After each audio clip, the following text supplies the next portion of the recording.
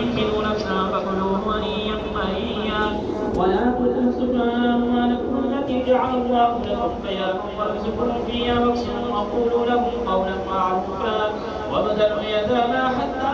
إذا بلغوا النكاح فإن آنستم منهم رشدا فادفعوا إليهم أموالهم ولا تأكلوها إسرافا وبدارا أن يكبروا ومن كان غنيا فليستعفف ومن كان فقيرا فليأكل بالمعروف فإذا دفعتم إليهم أموالهم فأشهدوا عليه وكفى بالله حسيبا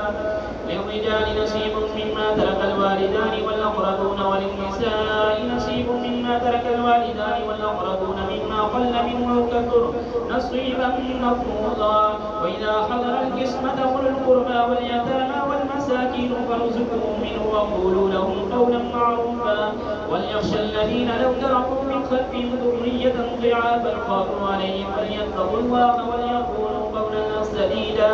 إن الذين يأكلون أموال اليتامى ظلما إنما يأكلون في بطونهم نارا وسيصلون سعيرا يوصيكم الله في أولادكم للذكر مثل حظ الأنثيين فإن كن نساء فوق اثنتين فلهن ثلث ما ترك وإن كانت واحدة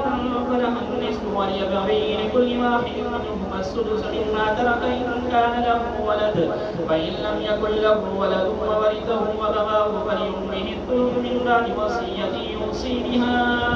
أو دين آباؤكم وأبناؤكم لا تدرون أيهم أقرب لكم نفعا فريضة من الله